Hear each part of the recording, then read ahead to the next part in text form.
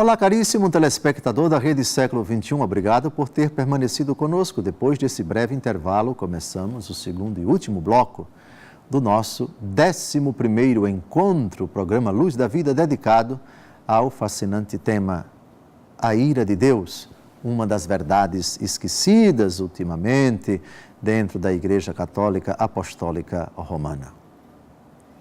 Começa agora um breve excurso que vai se estender por mais alguns programas sobre uma categoria que o Novo Testamento utiliza de forma sutil na pregação de Jesus, nas cartas dos apóstolos, mas explicitamente no livro do Apocalipse, que é o dia do Senhor, o dia da ira.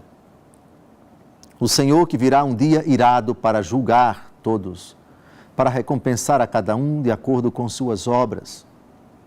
Esse argumento é utilizado por Jesus, como eu disse, ainda que de forma sutil, o juízo final. Apartai-vos de mim, malditos, para o fogo do inferno.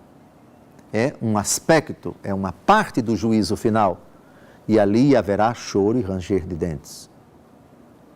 É uma possibilidade para uma parte da humanidade.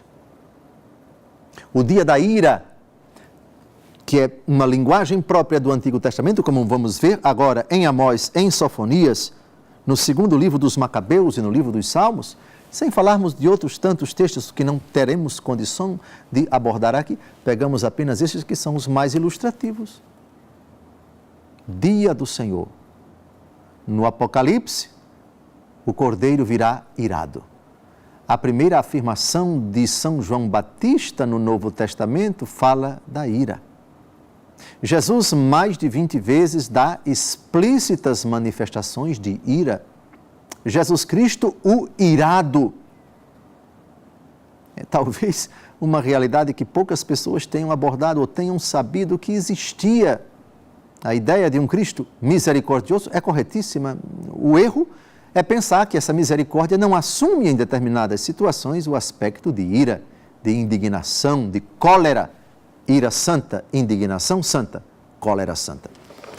Vamos então ao argumento do dia do Senhor, que virá terrível, que virá furioso, que virá para exigir contas rigorosas dos nossos atos. Vivemos nessa expectativa, recitamos isso todos os dias no credo, ao fazermos a nossa oração.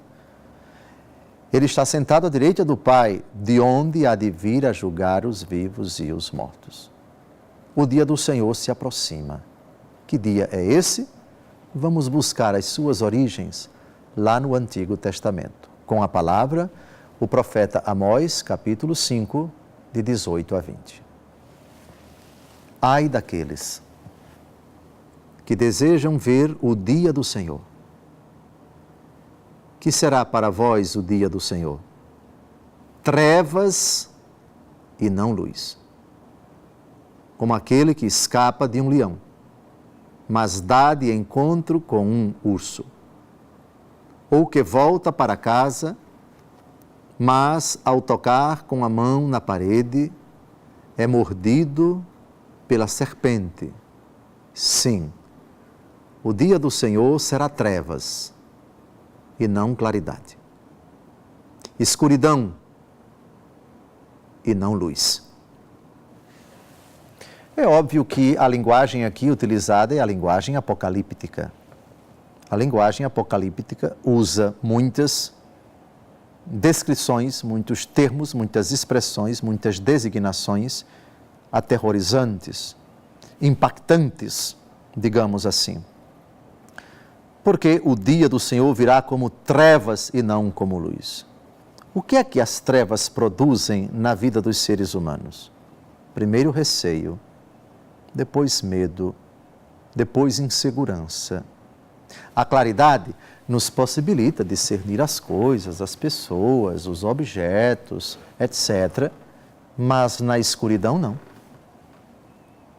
Portanto, aqueles que pensam estarem seguros, aqueles que acham que são imutáveis, que são imperturbáveis, para usarmos um neologismo que eu acabei de inventar, aqueles que acham tão intocáveis, aqueles que acham que são tão absolutamente intangíveis e seguros, vão sentir medo.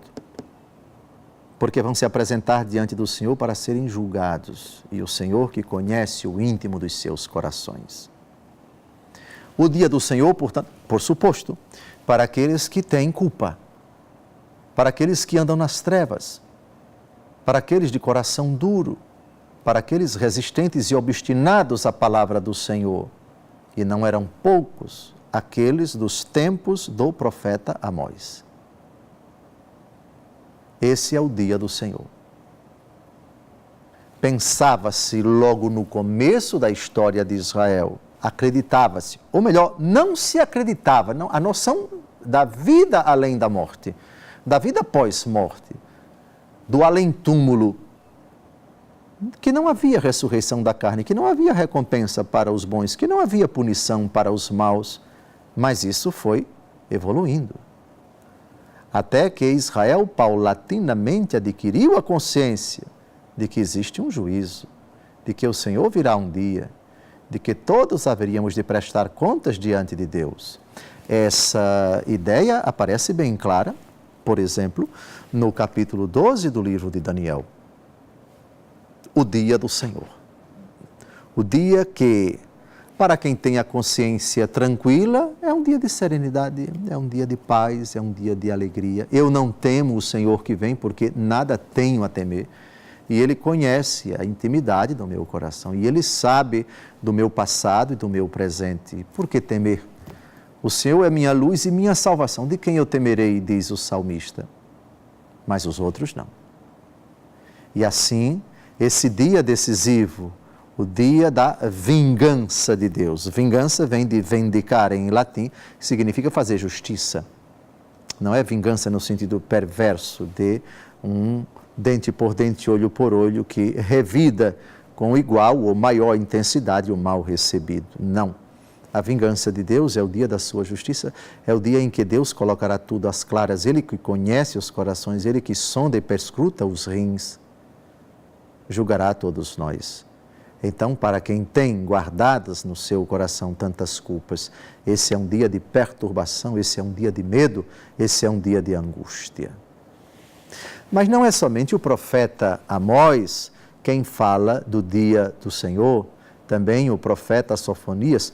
Estamos já, por assim dizer, caminhando para o judaísmo tardio, são os profetas mais próximos de nós e profetas que viveram numa época em que a consciência de que a vinda do Senhor é indiscutível, de que o dia do Senhor, que marcará o arremate da história, é um dia verdadeiramente decisivo e para quem tem culpa é um dia perturbador, é um dia assustador, é um dia terrível.